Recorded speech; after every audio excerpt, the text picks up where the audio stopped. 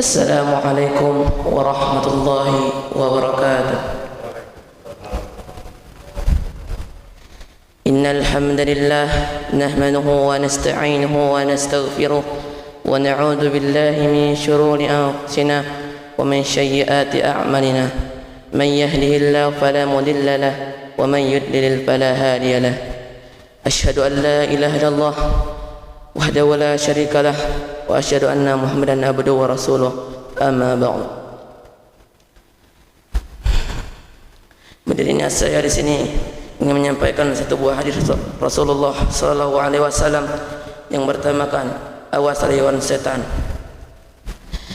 Dari Iyad bin Himar radhiyallahu anhu, Rasulullah sallallahu alaihi wasallam bersabda dalam hadis kursi bahwa Allah azza wa jalla berfirman, wa inni khalaqtu ibadi hunafa aqul lahum wa innahum atatuhum asyayatin fajtalathum an dinihim wa harramat alaihim ma ahlaltu lahum wa marathum an yushriku bi ma lam unzil bihi sultana.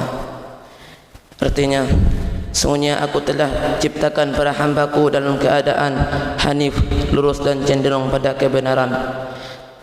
Dan sungguhnya mereka didatangi setan lalu menyeret mereka dari agamanya dan mengharamkan atas mereka yang aku halalkan buat mereka dan memerintahkan mereka untuk menyekutukanku dengan sesuatu yang tidak ada dasarnya dariku.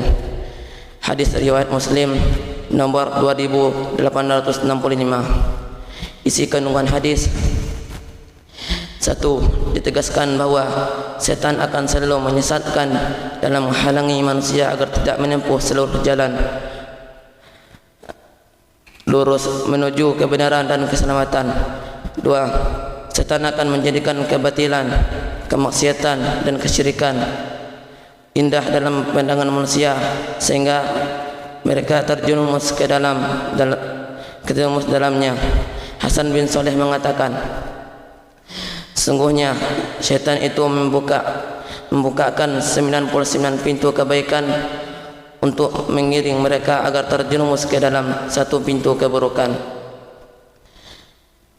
3. Syaitan akan mengajak manusia ke arah kebatilan, kemaksiatan dan kesyirikan dengan rayuan kalimat manis dan menghiasi sesuatu yang diiringi menjadi seolah-olah sesuatu yang bagus dan indah. Itulah makar dan tipu daya setan kepada manusia, karena pada hakikatnya merekalah manusia sejati manusia. 4. Demikian gencar para setan dan menggoda manusia. Mereka manfaatkan semua peluang untuk senantiasa menyesatkannya. Setetek peluang untuk maksiat tidak akan disia-siakan sekalipun bentuknya hanya berupa seuzon kepada orang lain.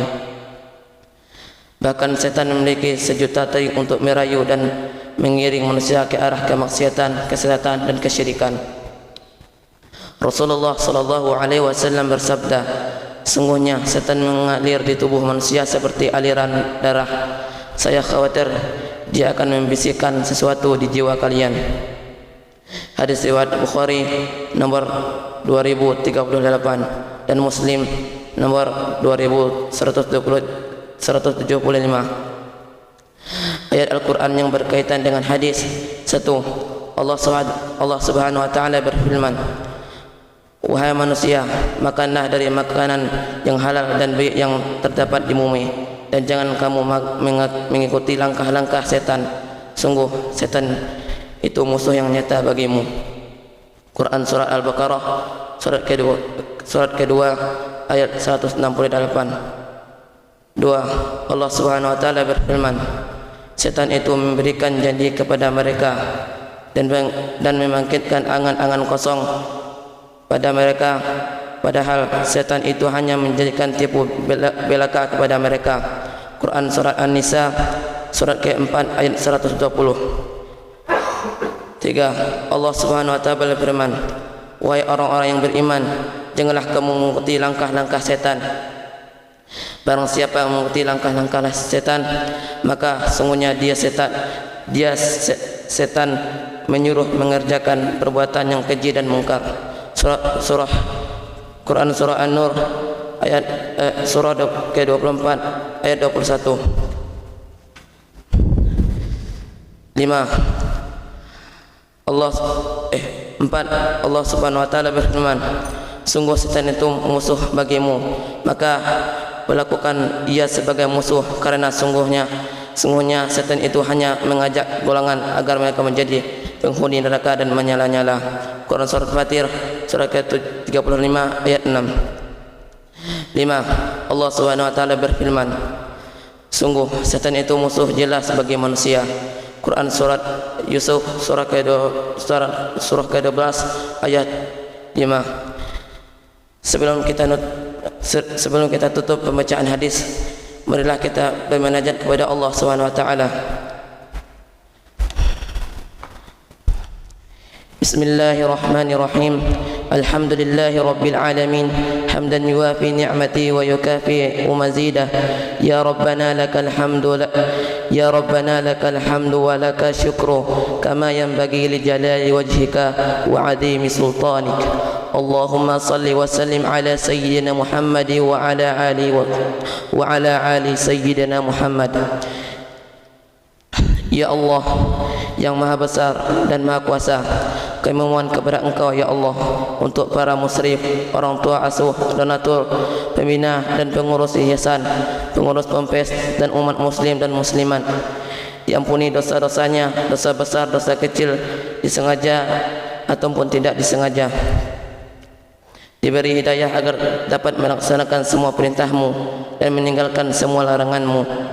Diberi kesehatan agar bisa istiqamah dan melaksanakan ibadah baik yang wajib maupun sunnah.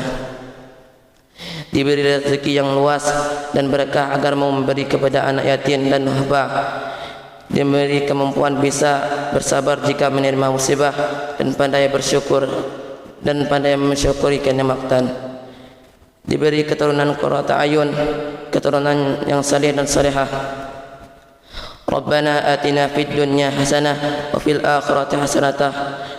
Rabbana atina fid dunya hasanah wa fil akhirati hasanah wa qina adzabannar. Subhana rabbika rabbil izzati amma yasifun wa salamun alal mursalin walhamdulillahi rabbil alamin.